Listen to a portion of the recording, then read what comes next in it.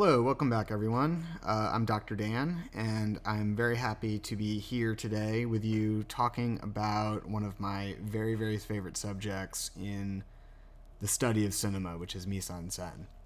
So we'll be touching base on what mise-en-scene is, what you need to know about it, and we'll be working through some key concepts and principles with reference to the two films we have thus far seen this semester, Citizen Kane and The Fall. Two very, very different films. One being made in classical Hollywood in the early 1940s, the other being made basically independently all across the world about 10 years ago. So very, very different films coming from very, very different backgrounds. But the thing that connects both of these films, or the two things that connect both of these films, I should say, are they both understand very intensely the power of mise-en-scene to shape how you respond to what a movie is trying to say to you. That's thing number one. Thing number two is our wonderful subject from last week, narrative form. So in the first part of this lecture, I'm going to just briefly review a few points from narrative form because these concepts can be tricky. And I just think repetition and working through as many different examples as we can will go a long way towards fleshing out your understanding of what some of these terms mean.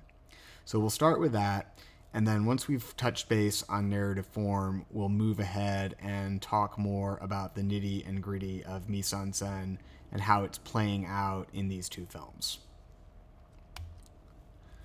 So, to review, your definitions for plot and story, your all-important cheat sheet for what these terms, which for many people are virtually interchangeable, are meaning in the context of the Bordwell-Thompson textbook and consequently this class. So just to read them again. Story, that's the chain of narrative events in chronological order. And it's important to understand that this is an imaginary construct that is only indirectly accessible within the film.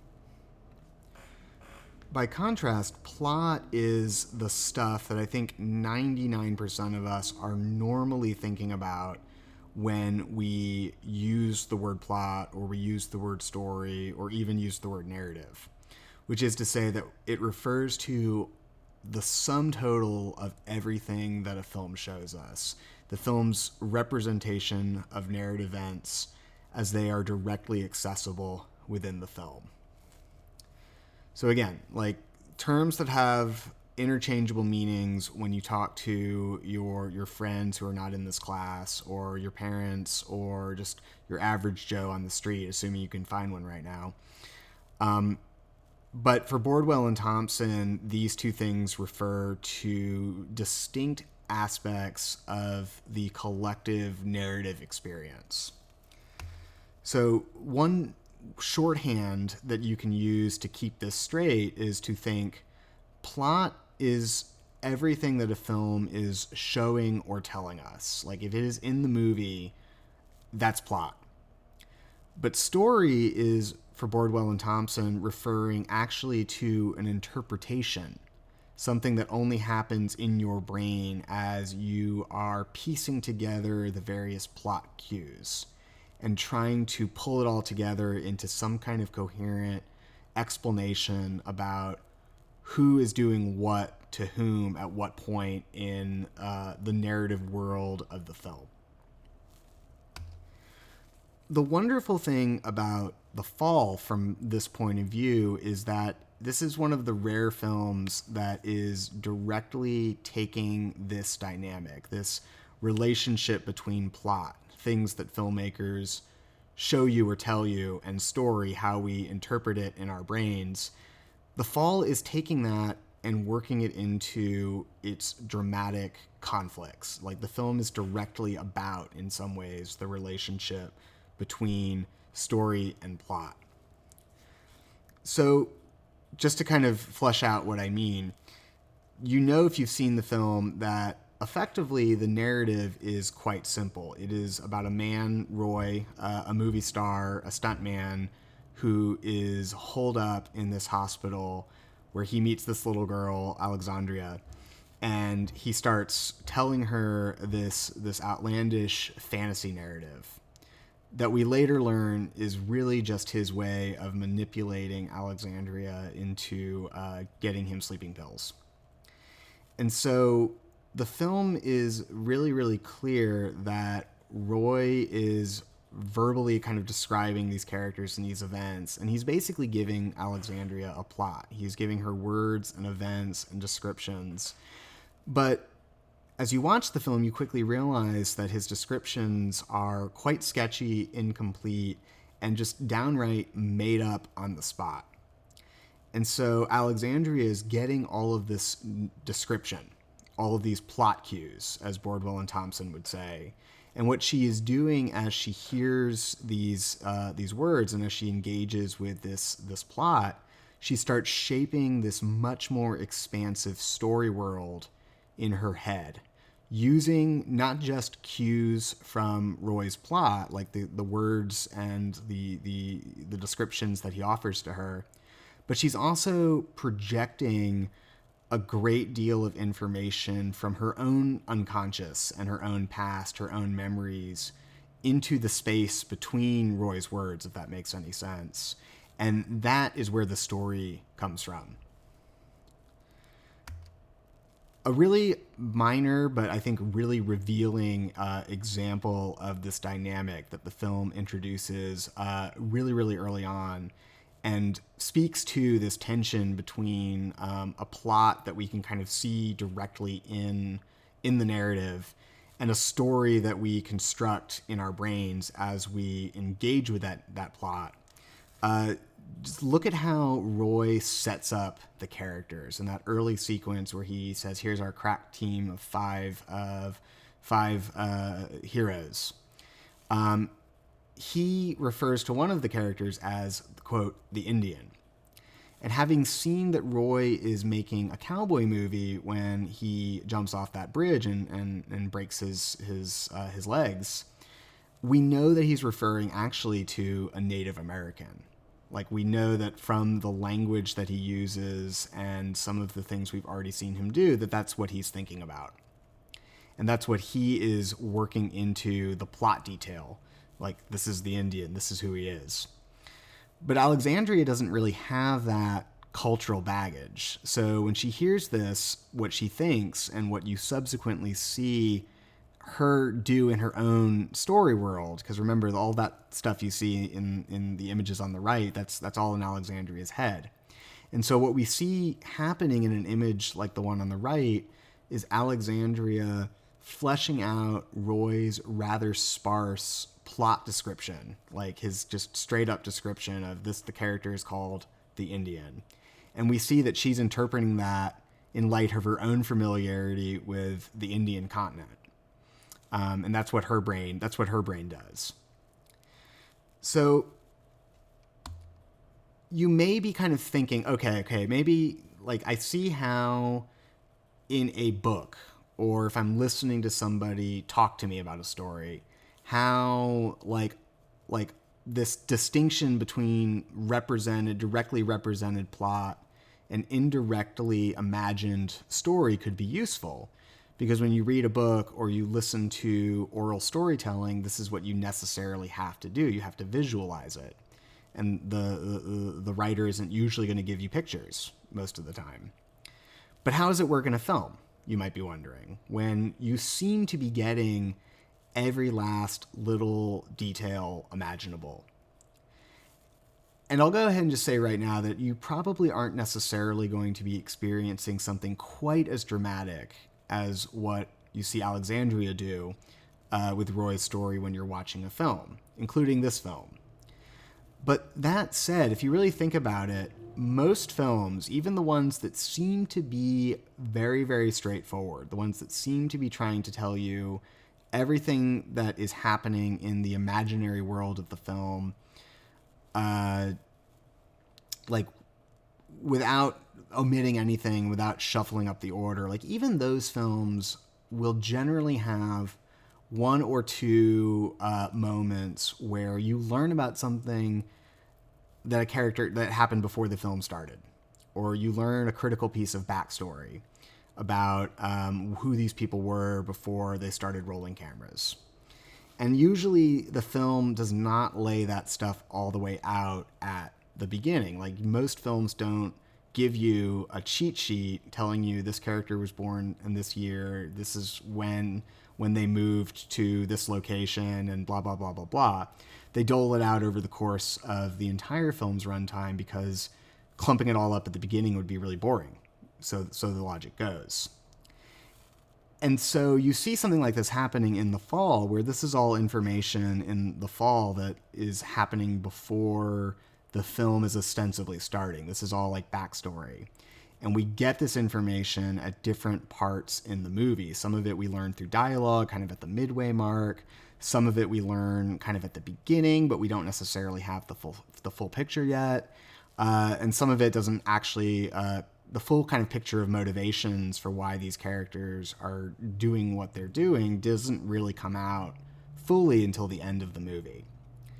So even though, like, you're not necessarily taking huge kind of interpretive leaps the way Alexandria is, you are still making sense of the plot cues the film gives you to reconstruct this imaginary thing called story that only exists in your head, but is informed by a combination of what the film is showing you, what you kind of know about how narrative works from other films, from your own kind of subjective experience that factors into this imaginary process that I'm describing, and all that good stuff.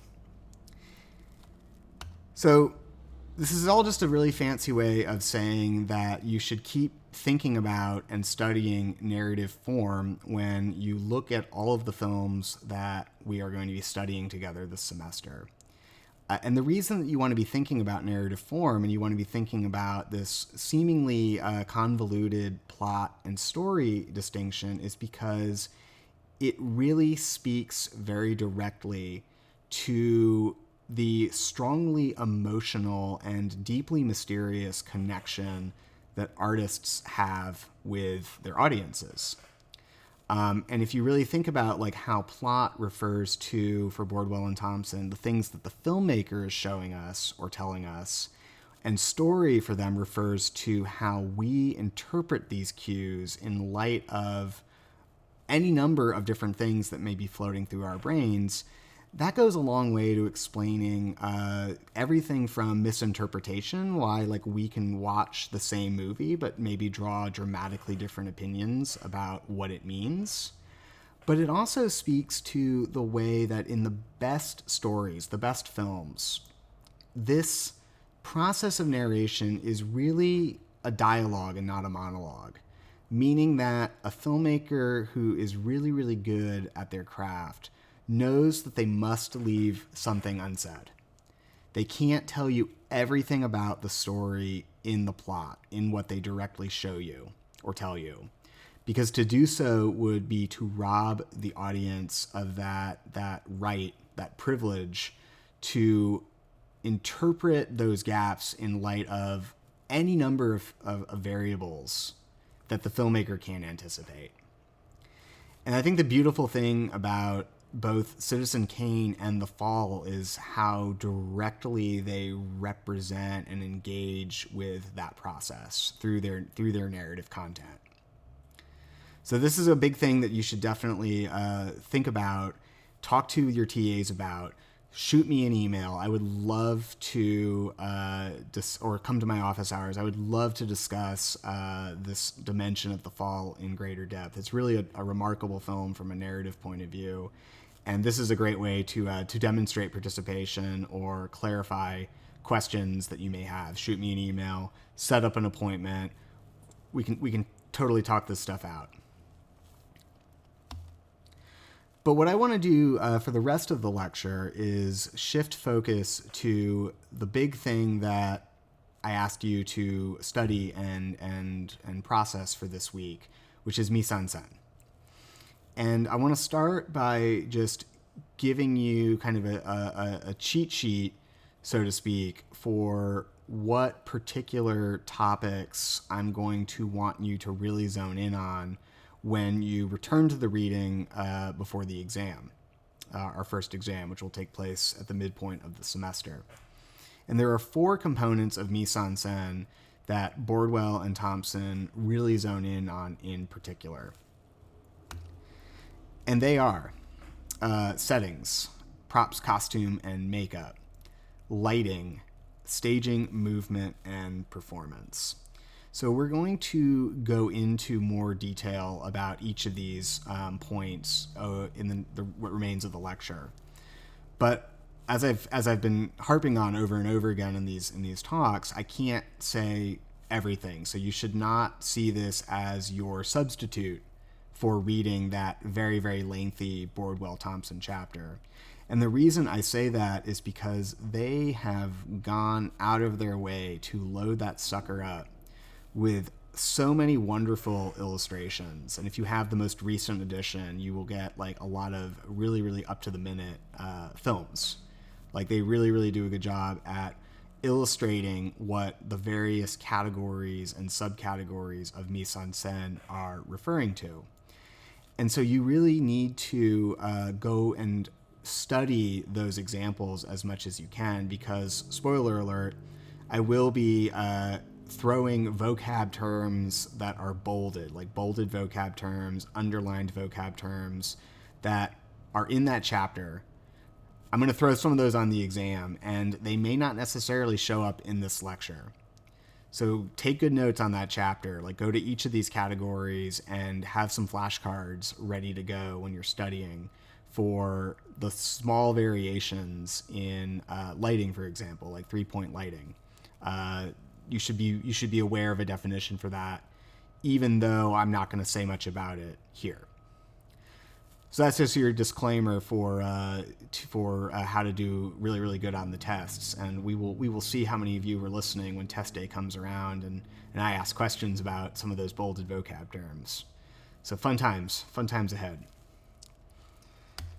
But the big thing that's great about Mise-En-Scene, just kind of independently of the nitty-gritty of the course, like the reason why we start with Mise-En-Scene, the reason why I'm putting so much emphasis on going back to that book and having that exhaustive list of vocab terms, is because fundamentally Mise-En-Scene is one of many elements that is speaking to that Roger Ebert quote that I shared with you in a previous lecture. The sense that a movie is not about what is it about, it is about how it is about it. This is not solely what Ebert is after with this quote, but one of the things that Ebert is after with this quote is he's talking about how changes in art direction, like different kinds of sets, different kinds of costumes, different lighting schemes. He's talking about how all of these elements of Mise-En-Scene can fundamentally alter your interpretation of what might be substantially the same script as another film, which makes very different choices about Mise-En-Scene. And it does this very critically without dialogue, without words being spoken. Like Mise-En-Scene is something filmmakers spend a lot of time worrying about because it's the old cliche, a picture speaks 1,000 words. You can have dialogue that says, oh, this character came from this place, her personality is like this, so on and so forth. You can spell that all out in dialogue, but it wouldn't really make for a very interesting film. And filmmakers know this. It makes it too literal, doesn't give you enough room to transform the plot into a story. And so filmmakers really lean on mise-en-scène, these elements of visual form, because they know that they let them communicate things to you without spelling it out. And it gives you just that perfect balance of like, here's some information, here's some plot information. What story world are you conjuring up and evoking in your mind with this plot information that's coded into mise-en-scène?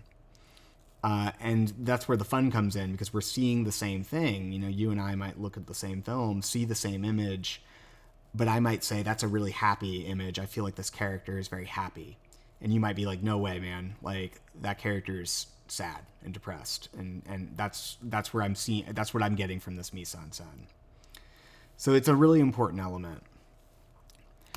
Before we dive into those categories in more depth, though, I wanted to just pause for a moment and just make a really quick down and dirty distinction, because this is something that can be confusing for students the first time they are reading the Bordwell-Thompson textbook and taking this class.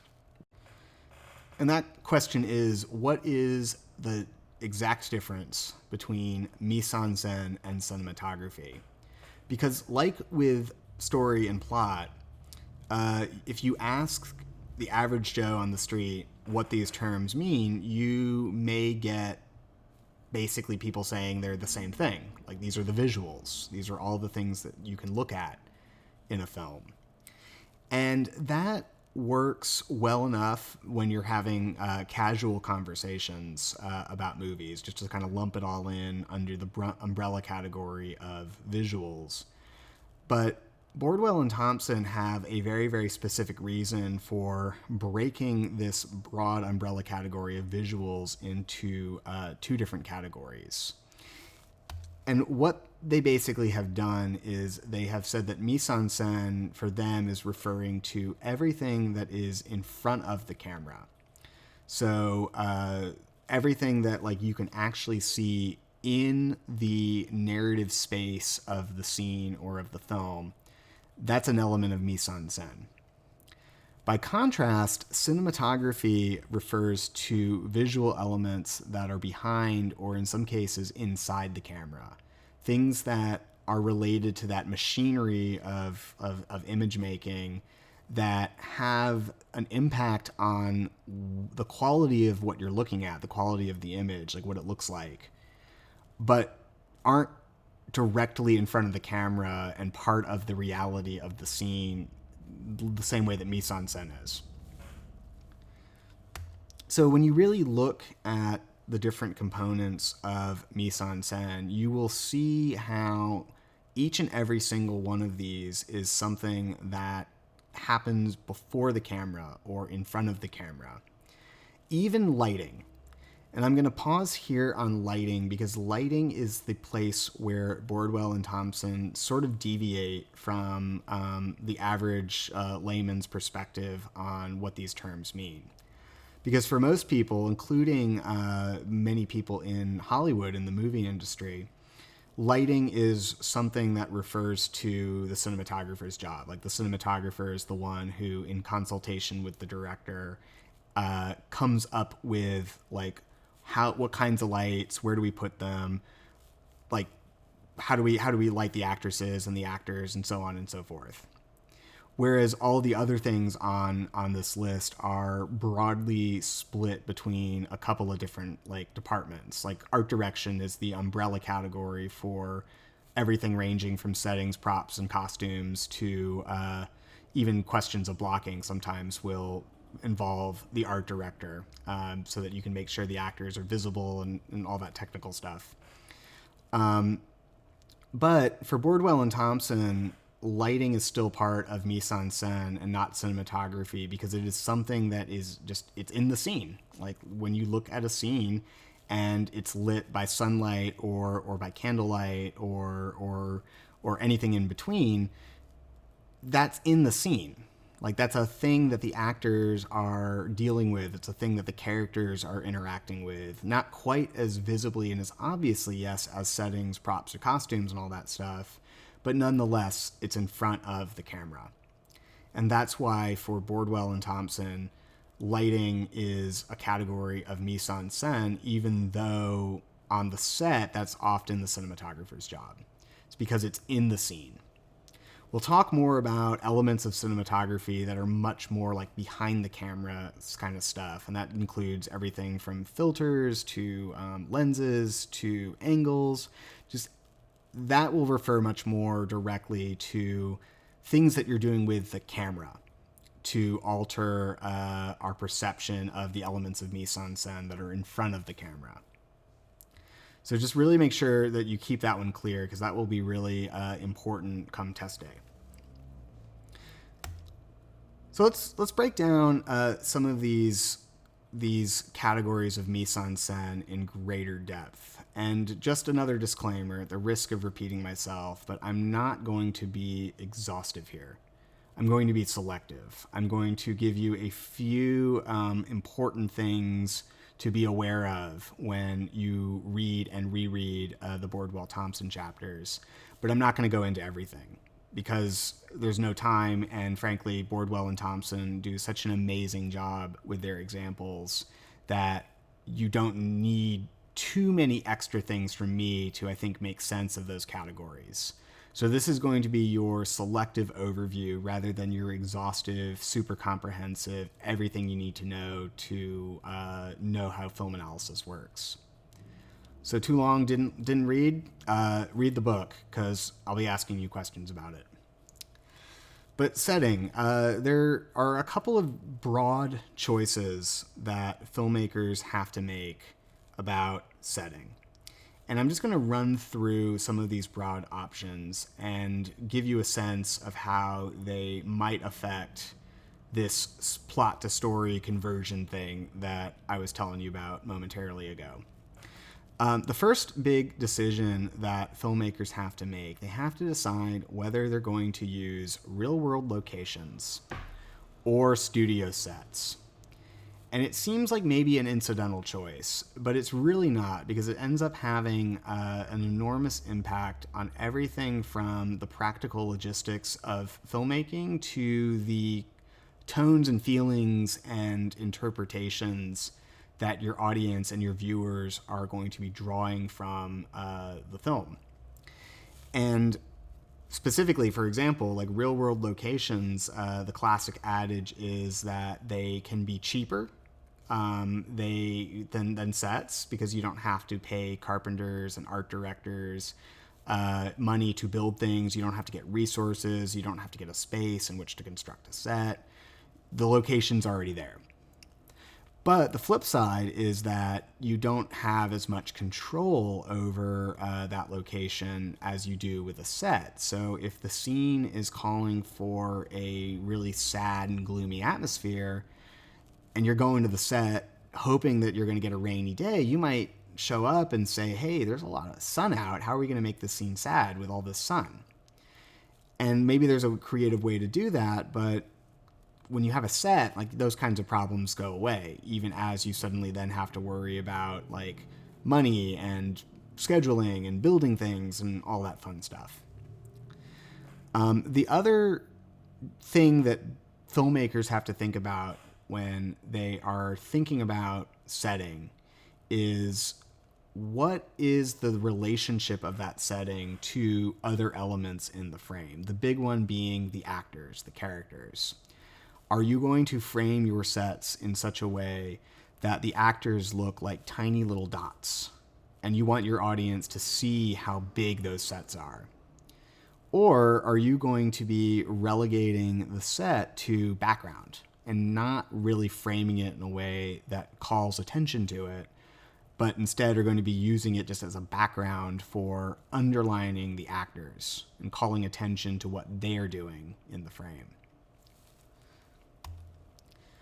A couple of images that may make this a little clearer, but if you look at the Batman films, which I know many of you have seen or will be seeing at some point in your time as film students, you really see in the Batman films such a wonderful illustration of this idea that there is a range of possibilities for using sets and using them in relation to actors.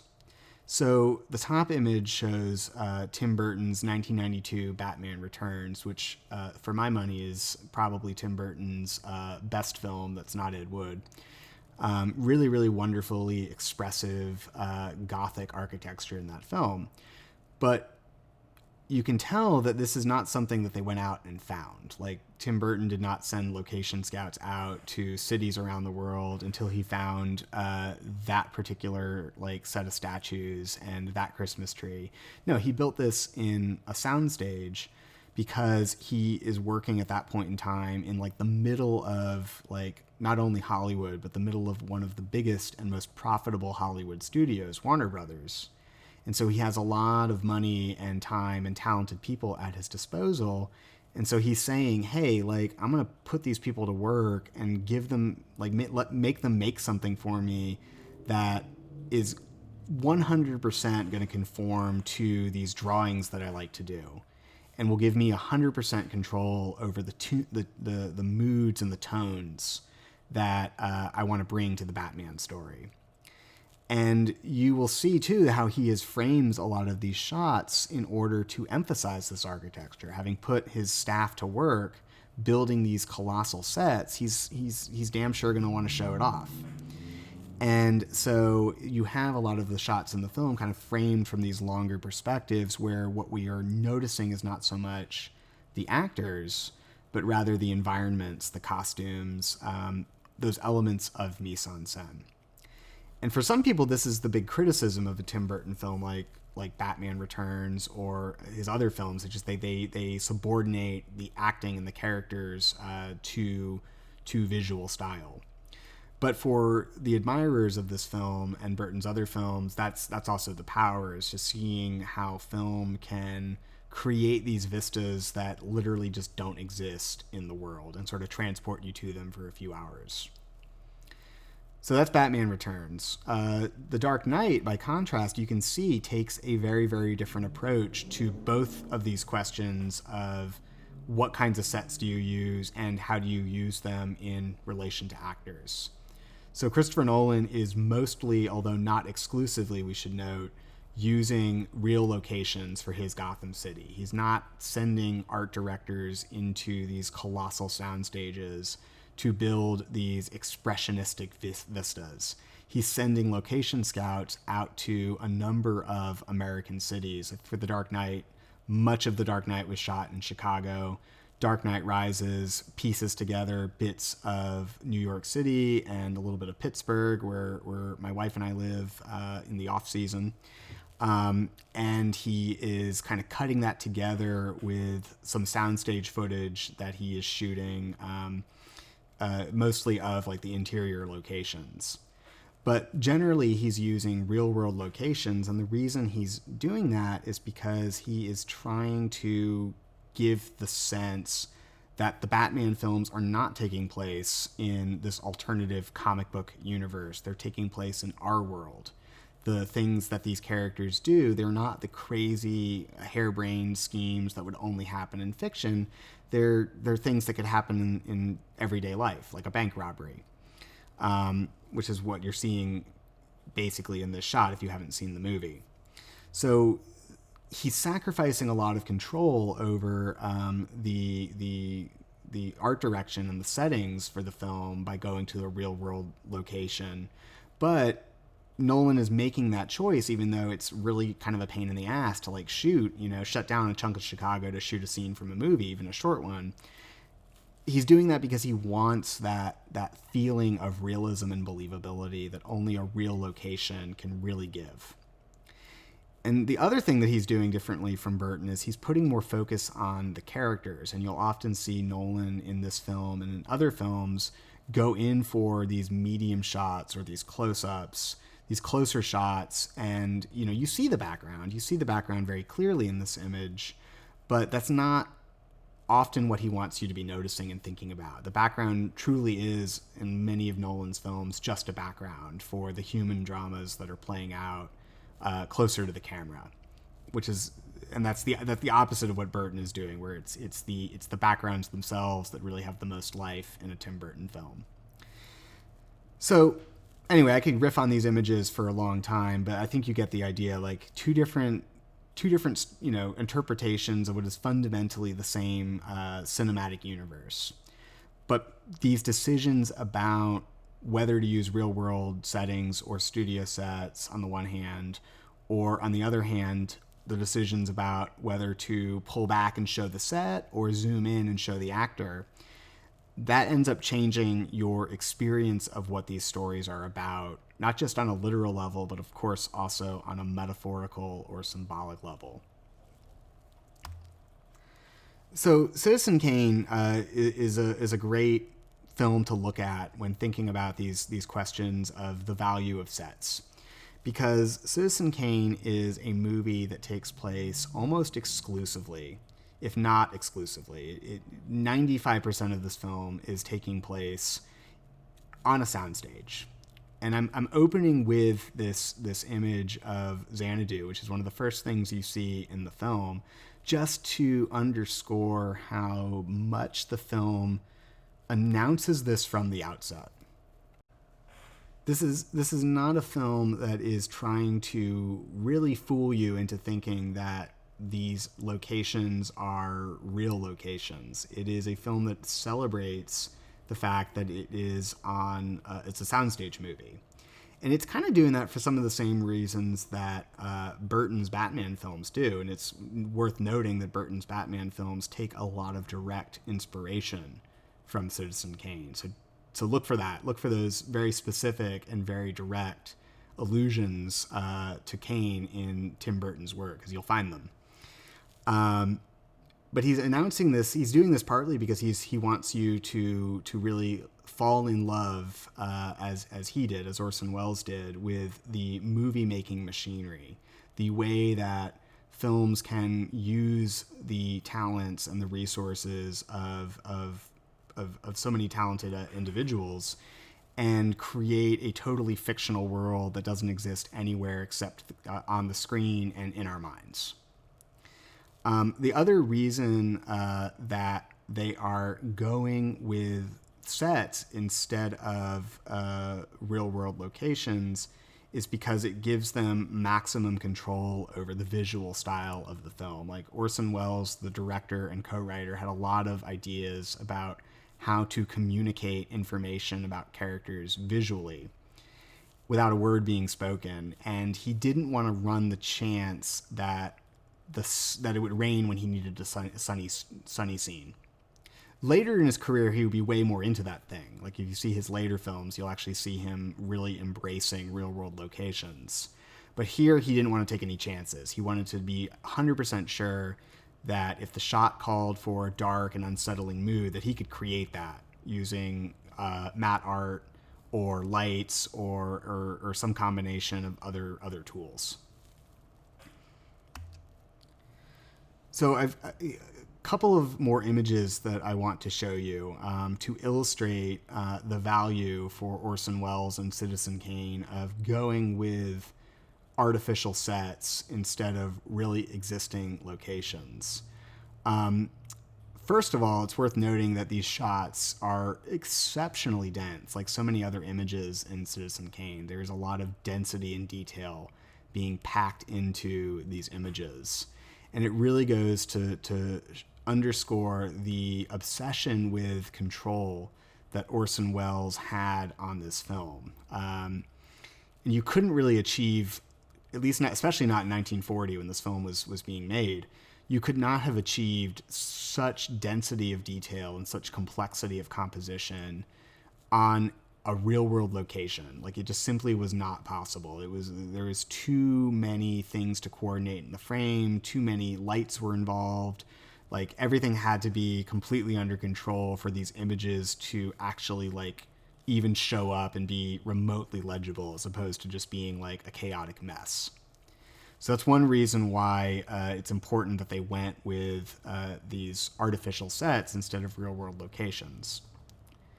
The other reason that these images are great for illustrating the power of artificial sets is because you see these moments reflecting like very, very subtly and without a word being spoken what the filmmakers want you to be thinking about in relation to how much control these characters have over their environments. So in simple English, the relationship between the actor and the environments isn't just, oh, this was the best place to put them, this was the easiest place to get the shot. Like there's some of that going on here for sure, but it's also, some of these decisions are also reflecting what Welles wants you to think about Kane. So for example, in the top left image, the first time you see Kane, he's 25 years old, he has just bought the newspaper, and he's having a grand old time telling off Mr. Thatcher and making him mad. And so the film is reinforcing this sense that you get from the dialogue and from the narrative action of the scene that Kane is in control of himself, in control of his actions. He knows exactly what he wants to be doing with this newspaper, exactly how he wants Mr. Thatcher to feel, and he's loving every second of it. Like, the film is underlining all of that by putting him dead center in the frame and having all of this chaos surround him and having him just be this solid presence in the middle of the frame. And it goes a long way to creating this subliminal sense that you have of Kane, that he is in control. And you see this, of course, reinforced a little later in the film in the celebration scene, where you have so many actors and extras like packed into a very, very like narrow space of screen space. And it could very easily, if the director didn't know what he was doing, like spiral into something borderline unwatchable. And yet, you know from just looking at these images that the man in charge is the one wearing the dark suit, standing up, roughly kind of centered either in the middle of the frame or in the foreground. Like, the framing of Kane in relation to his environment is communicating information in these images about how he is on top of the world because he just bought the Chronicle, and he's going to merge it with the Inquirer, and he's going to have the best paper at this point. The reverse dynamic can be seen much later in the film, and very, very famous scene, Kane's defeat. He loses the governorship, and it's his moment of greatest weakness. And look at where Wells puts him in the frame. Bottom right, very, very far in the background, he is tiny. He is dwarfed by his environment. Like, he is at his lowest ebb at this moment, and the film is reinforcing that by putting him in an inferior position in the image. Whereas in another scene, he's front and center because they want you to think he's powerful, he's in control. Here, he's way in the back, very small, because that's how he feels. And that's what he is right now. He's very weak, very small. So, a couple of other images that speak to this way very briefly about how films can communicate information about characters through choices about sets and where to put the actors in those sets. I will direct your attention to the wonderful sequences in Xanadu where you look at them and your first response, or many of our first responses, is to think, oh man, what a crazy looking house. It doesn't really look like the most inviting place, now does it? And I know that if you really look at like this, the Xanadu sets in great detail, you'll see just how blatantly artificial they are in so many ways. Like openly artificial, like not even trying to hide the ridiculousness of like the art design. Two examples that students have brought up in previous classes that are worth sharing with you. The fireplace, which if you look at that scene as it plays out, initially that fireplace does not look half that big. It only starts looking that huge when Wells walks towards it. And then the other detail, the other kind of bizarre detail of perspective in Mise-En-Scene is the couch in the right image. That couch is way, way bigger than it actually would be in real life. And you can tell that they had to use a bigger than average couch in order to kind of create this illusion of depth and distance separating Susan Alexander and Kane. But anyway, I'm pointing out these details not just because they're interesting, kind of like trivial details, although they are, but I'm pointing them out because what you see here is that same principle of sets giving the filmmakers maximum freedom to communicate nonverbal information about character.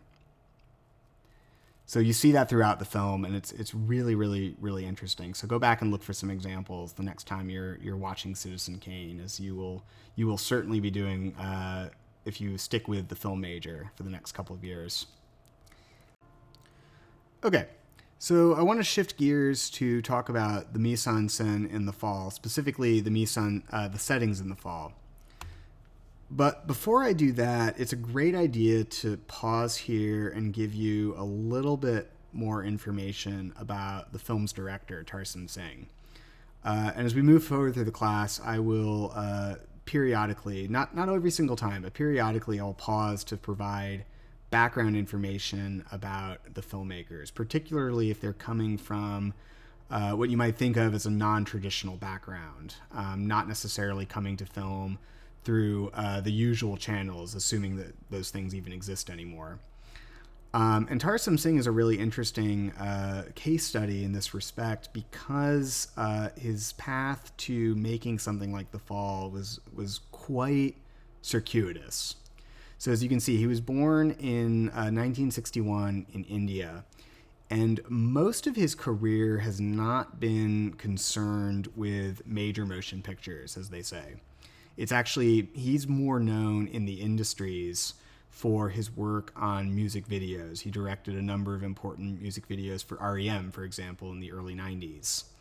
And he's made some very, very profitable and successful commercials for Nike and Coca-Cola and other like big brands. So that's kind of his day job. Like this guy, he just makes commercials. He's an advertising guy. But while he was making these commercials, he was stockpiling money away. He was like saving his money, and he was keeping notes about some of the locations that he was going to for his commercial work. And what he was able to do in the early to mid 2000s was kind of pull together some money from his own savings, from a few dedicated investors, and he used a lot of those locations that he had found through his commercial work as the backdrop for this story that he'd been cooking up, this narrative that he'd been cooking up for close to 20 years. By the time he actually got to make it, he'd been cooking it up for years. And the results really speak for themselves, and it's worth putting this film in conversation, kind of like side by side with Citizen Kane, because together you really have a wonderful conversation between these two films happening about the value of sets versus real locations. Because Orson Welles went 95% sets and barely bothered with the process of real locations. Tarsem Singh did the exact opposite. He's like, nothing in this film will be constructed. It will all be as we find it. And that's a little bit of an exaggeration, because there are a couple of places where they do make minor kind of adjustments to kind of create a better image for what they're trying to do. But most of the time, like, you're really just seeing those locations untouched. And the challenge that they have set for themselves in these moments is to use the real location kind of as it exists and turn it into the basis for this artistic work that they're showing us. They come from all across the world. This is the crazy part to me about this film. This movie was made in more than 20 countries. Continents, many of the locations come from India, but like he's really kind of going to just about every continent on the globe. You can see he goes to Europe, he goes to the Middle East, they go to Indonesia and the Pacific Islands. I mean, they're going all over the place to make this movie. And again, like it raises the question, like, why go to the trouble? Why couldn't you, for some of these moments, just sort of create a set? I mean, you can probably build a set for some of the stuff, like, or do it in miniature, or do it with computers. And Tarsem Singh adamantly refused to do that, because ultimately the film is very, very invested in the way that film as a medium can take these really previously existing things and completely change not only how you see them, but also how you think about them and how you respond to them. So to do it like to cheat, to do it without with computers or with a set, for him would be missing the point, because he's interested in how film can use real locations. Like, it's the theoretical problem kind of underlying the drama of the movie. So props, costumes, and makeup. This is a Mise-En-Scene component number 2. And the question that you will always want to be thinking about when you are looking out for these elements of mise-en-scène is really quite simple. Like, what do these things tell you about the characters? Because even more than setting, costumes, props, and makeup are the number one thing that filmmakers are going to use to tell you about who these characters are. So a couple of really, really famous examples from some canonical films that I hope you either have seen or will soon see. The Wizard of Oz and The Godfather. So The Wizard of Oz, if you have not seen it, or if you have seen it, you know that like a huge part of Dorothy's character is those ruby red slippers. It's like the thing that the Wicked Witch of the West wants. It's the thing that's going to get Dorothy home.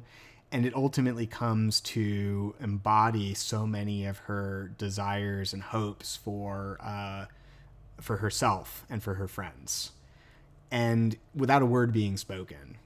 And it's a very, very powerful image. I mean, it's one of those things where it's like Rosebud and Cain. Like the ruby slippers are Dorothy, and Dorothy is the ruby slippers. Same thing with Toto, who's not pictured in this image, but those things tell you so much about Dorothy without a word being spoken. And that's one of the reasons why they endure. That's one of the reasons why the ruby slippers are in the Smithsonian right now, like as an artifact that we have to treasure for the rest of time. So that's the power of costumes. The same thing can be seen in this really famous image from The Godfather, where Marlon Brando very famously went to the trouble every day of stuffing his mouth full of like this gauzy stuff. Like the first few weeks of shooting, he just stuffed cotton balls in his mouth. And then at some point they built him this special device so that he wouldn't have to keep doing that. But either way, it was extremely uncomfortable. He had to wear this in his mouth. It kind of messed up the way that his jaw looks in the film. He doesn't look the same way here that he does in other films that he was making even around the same time. And it was just a real pain in the ass, for lack of a better word, for him to go through. But he did it very, very willingly because he knew that Don Corleone, his character, was not him. Marlon Brando was not Don Corleone, and this was a thing that allowed him as an actor to get distance from his own subjectivity and to more fully identify with and embody this character that he's playing. But it's also something that creates, as if you've seen the film, you know, a really distinctive kind of way of talking.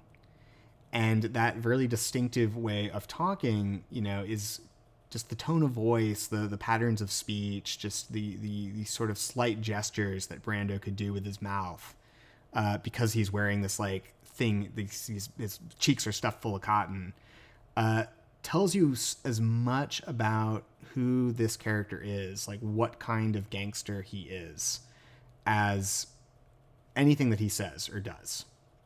Same thing with the tuxedo, same thing with the cat. Like, this is our first introduction to this character, and these details already, without a word being spoken, are telling you that he is distinguished, he is refined, you know, he is an upper class man of means.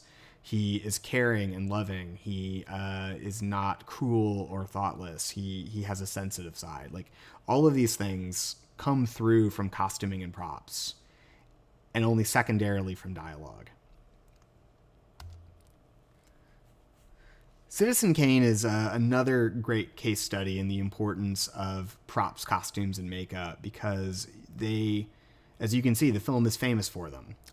Here I've got a few famous images from the film, but it's worth noting that in at least 3 of these images, the boxes, the snow globe, and the rosebud, you're really seeing the objects that end up meaning so much to Kane, right? And the film is really, really interesting for how much it does in its own narrative with this idea that Kane defines himself through the objects that he acquires. Like, so much emphasis and importance is placed on Kane's search for himself through the acquisition of stuff. Like, he buys these statues over and over again, trying to fill a void in his heart. he forever is pining, we are led to believe, for the lost childhood sled. And so Kane is really being defined not just in terms of what he says or what he does, but through the objects that he surrounds himself with. Makeup is really great in Citizen Kane too, because Orson Welles was only 25 when he made this movie, which to me is nuts. I'm in my early 30s now, and I just, every time I mention this detail about Orson Welles making Kane when he's 25 years old, I feel completely unaccomplished. Hopefully some of you are not yet 25 and still have time to make your film debut and have it be the greatest film ever made. But don't worry if you're not in that category, because that's where I am, and it's not a bad place to be at the end of the day. But joking aside, the thing that's really remarkable about this makeup job and Orson Welles being 25 years old when he's making this movie is just how convincing the makeup is. So, at the top right, that's Orson Welles more or less as he would have looked in 1940-41 when this movie was made. He's got a little bit of makeup on, obviously, so that he looks really good when they shine those lights on him and put him on film. But that's Orson Welles. That's who he was in 1925 or 1941 when he's 25. The next two images are just kind of snapshots showing you how much the makeup transforms him into an old man. And by the time you get to the end of the film, like, he is in his late 60s, early 70s, and very, very convincing, I think. You don't look at those images and that performance and think that's a young man playing an old man. Maybe you do. But there's a lot of authenticity. This is something we'll talk about more in a few weeks with acting. There's a lot of this feeling that, like, he is inhabiting the body of an old man. And Welles has talked very extensively about how that would have been impossible for him to do as an actor, a very young actor at that, if it were not for the incredible contribution that his makeup team made. And there's some really great videos on YouTube that I would encourage you to seek out where Welles is talking more in depth about this makeup job.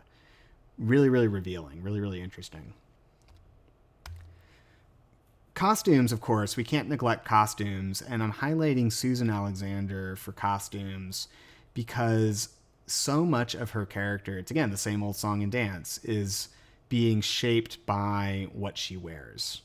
Because really, if you break down her role in the script, it's pretty flat. Like, she's not sadly given a lot to do in this movie compared to Kane and some of the male characters. That's not to say that Dorothy Commodore, who plays the role, doesn't do an amazing job. She really does. She's really a remarkable actress. She had a really interesting personal history, too. She got wrapped up in some of the politics of the blacklist in the 50s and had a hard time working for a number of years. But she's a really, really interesting actress and a really interesting person. And she ends up communicating a lot of information about her character, not simply through, like, the costuming decisions that she is kind of being asked to sort of, like, to wear by the costume department, but also just in terms of how she shapes her performance in relation to these costumes. So in the first image in the top left, this is the first time you see her, and not only is she wearing this really dark, kind of heavy, femme fatale-ish costume, but she's also hunched over. And those two details together, like what she's wearing and how she's kind of posturing herself, before she opens her mouth, you know that she's, quote-unquote, the fallen woman, right? The next time you see her, when you're deep into her flashback, she's wearing this very angelic white blouse. Her hair is done up in a bun. Just talking about lighting for a sec, you can see how they've kind of lit her so that she's got a bit of a glow to the back of her head.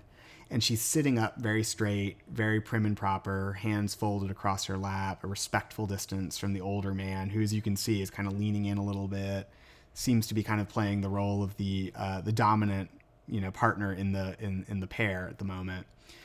And again, like, before she's really even saying anything, like, you're forming impressions about who she is based on what she's wearing and how she's posturing herself. And of course, we can't neglect the wonderful sequence in the opera house where you see what is easily the most ridiculous costume in the film. Just this completely over the top, studded Viking costume. And that in and of itself is pretty like, whoa, like, what are we looking at? But the thing that really sells it and that makes it work dramatically is when you look at this very brief snippet of performance, the Susan Alexander opera debut, you can really just see how much the actress is projecting this kind of sense of, are you kidding me? Like, I'm really doing this? In the way that she's like flailing her arms, the way that she's kind of got her mouth open, her eyes kind of turned upward. Like, her performance sells you on the idea that this is like over the top and uncomfortable, much more so than the costume could just by itself.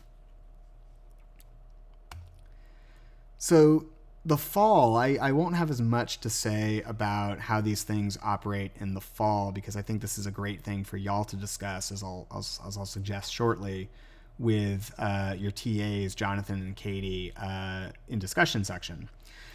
But I do want to really briefly highlight the costumes because it speaks to one of the larger points I want to make about film and filmmaking throughout this semester, which is to say, for all the attention that we pay as filmmakers and as film critics to the quote-unquote above-the-line talent, so the people who are like the directors, the actors, the producers, like the big names, as much as we focus on their contributions, film is a deeply collaborative medium where everybody has to be bringing their A game to the production if you want to have any chance of success. And when I say A game, I don't just mean, go to bed at a good time and wake up early, although that's definitely part of it. I also mean by A game, the way that they all have to be on the same page. Like, everybody has to be equally committed to the shared vision of what the film is about, not just on the literal level, but also on the metaphorical level. And I'm highlighting The Fall here because I think the film and other Tarsem Singh films are unthinkable without the contributions of his longtime costume designer, Aiko Ishioka, who is sadly no longer with us. And there are quite a number of people, myself included, who would argue that his work as a filmmaker has fallen off some since her passing. Like, his films since 2012 have been fine, but they are nowhere near the level of brilliance I think that you see in The Fall. And I think that's largely in part due because of the absence of her contributions. But I'm highlighting her work here partly just to kind of, again, underline this important point about collaboration in filmmaking. But also, I mean, her work is doing the same thing as the Susan Alexander costumes in Citizen Kane, like where these outlandish and beautiful costumes that Ishioka has designed for the film are actually giving you not just a lot of information about who these characters are in the imaginary part of the story, but they're also kind of on a secondary level telling you a lot about Alexandria's inner world. Like, these choices aren't just there because they look pretty, although certainly that's part of it. Like, these outlandish costumes and the bright colors and the exaggerated, sort of hats that these characters are wearing and the coats that some of them are wearing, that tells you a lot about how imaginative Alexandria is. And when you're looking at these scenes, you're thinking to yourself, like, I'm learning about this girl. I'm learning about who she is inside of her brain by these through these choices, through these things that are giving us access to her imagination. So the costumes are really important. So definitely spend some time like thinking about that, talking about that with your TAs, or as I said, shoot me an email. Tell me some costumes or some art direction stuff, Mise-En-Scene details that really jumped out at you in The Fall. I would love to hear it. So lighting and screen space. So this is the third category out of 4 in the Bordwell-Thompson reading about Mise-En-Scene. And I'm not going to say as much about lighting specifically because Bordwell and Thompson have this wonderful section in that chapter where they just break down all of the different common lighting schemes that have been used in film over the last 100 years. And they give pictures, they diagram it, like they give you the works. So I'm not going to go over any of that because I just don't think that I can improve on their breakdown of that material. But that said, you absolutely should be reading through that section very carefully because there will be questions on the test about some of that information, even though we're not going to cover it here in great depth.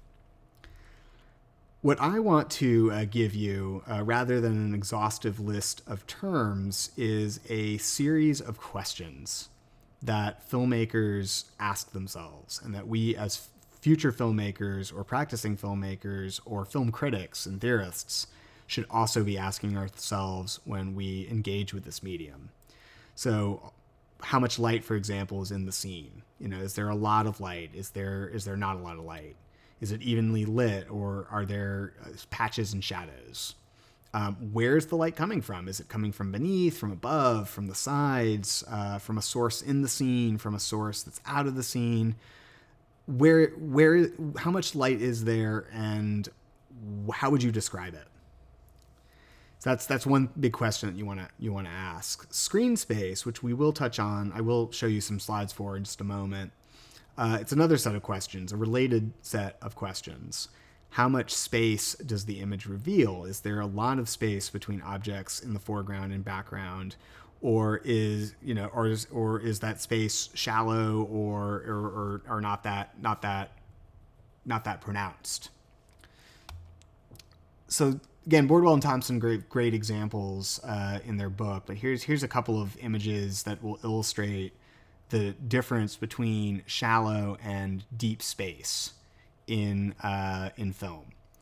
And shallow space, as you can see, the image on the left, there is virtually no distance between the objects in the foreground and the objects in the background. So it seems like for the two fish that big shark is right on top of them. And you'll see this kind of thing be used a lot in comedies because the joke here, of course, if you've seen Finding Nemo, you know that the joke is that they are oblivious, that they have completely overlooked how this big shark has just snuck up behind them, or this big whale. And we see how close they are to this thing, and we laugh because we're like, oh man, you all got had. You didn't realize it was coming up right behind you like that. By contrast, in a deep space composition, instead of having everything in the foreground, middle ground, and background be right on top of each other, you have the opposite. You have this pronounced distance between the foreground, the middle ground, and the background, and you can see everything kind of from start to finish with equal clarity. And it's a common device actually in horror films like The Shining because it creates this awareness of space, this awareness that there's all of this space separating the character in the foreground from the wall in the background, from which something menacing could emerge. So another example. It Follows, a recent film from 2015 that I suspect some of you may have seen. The premise of the film is that if you sleep with somebody, if you have sex before you're married, you will be haunted by this apparition that you will see in the distance coming straight at you. And so it's a very classic kind of horror slasher film kind of setup where, sex is equated with horrific violence and all that good stuff. What this film does really interestingly, if you've seen it, you know that a lot of the shots are these deep focus shots where you're looking way into the distance into a tree line that you can see super clearly. And you're looking to see if something is moving. You're looking to see if there's something in the background that's going to be coming towards the character in the foreground. And it's a great test case for a film using deep space compositions for dramatic effect, because you're in the same position as the characters. You're asked to share their vision as they scan the background for monsters that might be coming after them.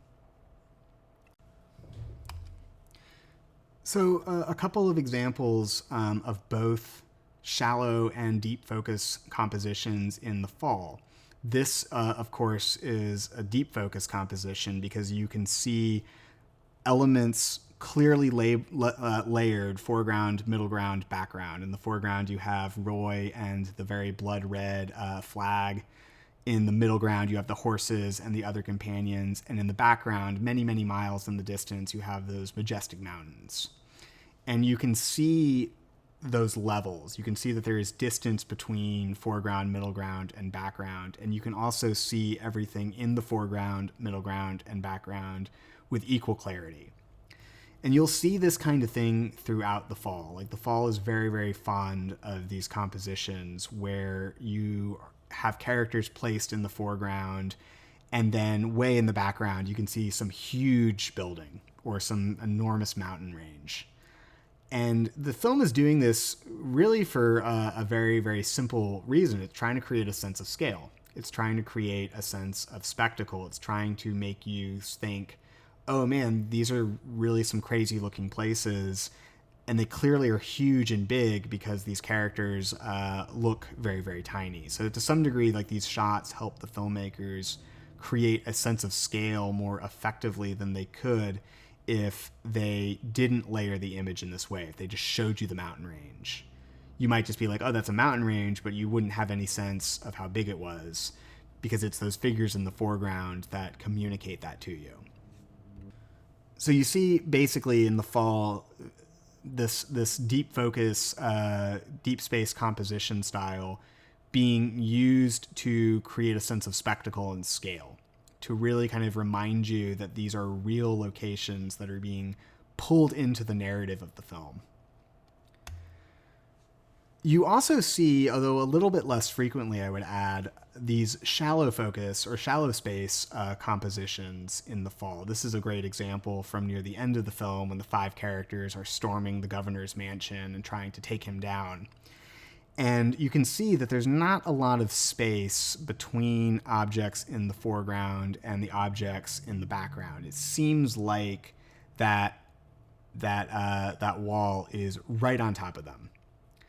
And this is something The Fall also is doing, I think, quite cleverly to create a sense of scale, because it's not just trying to, with this shot, underline the characters. It's not just trying to get you to look at the characters, right? But it's also trying to create a relationship between the characters and the environment behind them. Like, if they just wanted to show you the characters, they could have framed this against a blue sky. But what they're after here is they want to create this interplay between what they are wearing, you know, the very elaborate costumes that these characters are wearing, and the highly elaborate, ornate, ornamental art design on this mosque that they are basically standing in front of.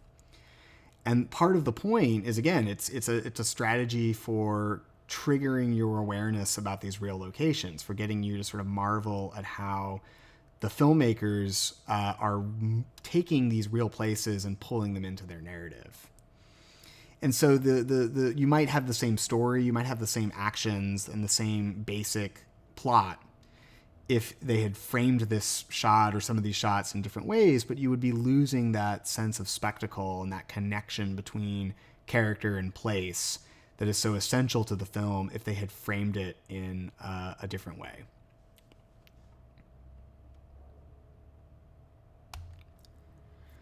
A couple of more examples from Citizen Kane with deep focus composition, and some of these are somewhat redundant from earlier in the lecture, but I'm coming back to them to underline the way that these deep focus compositions are essential to the narrative meaning of Citizen Kane.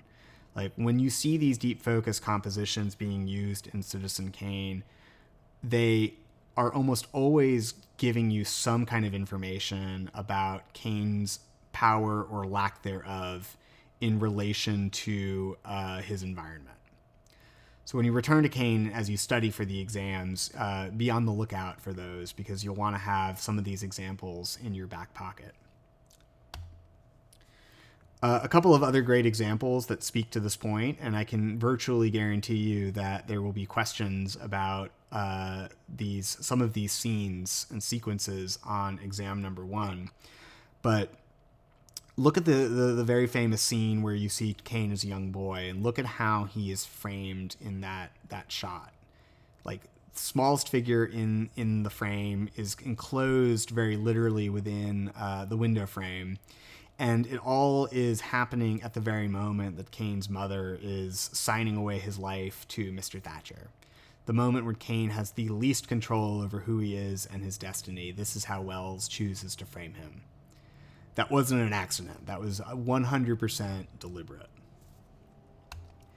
And you see it mirrored throughout the film. My favorite example is perhaps in the confrontation with the crooked governor, boss Jim Geddes, where it's the same thing. Kane is being told that he can no longer run for governor without exposing the scandal of the affair and ruining his reputation and having that all dragged out into public and so on and so forth.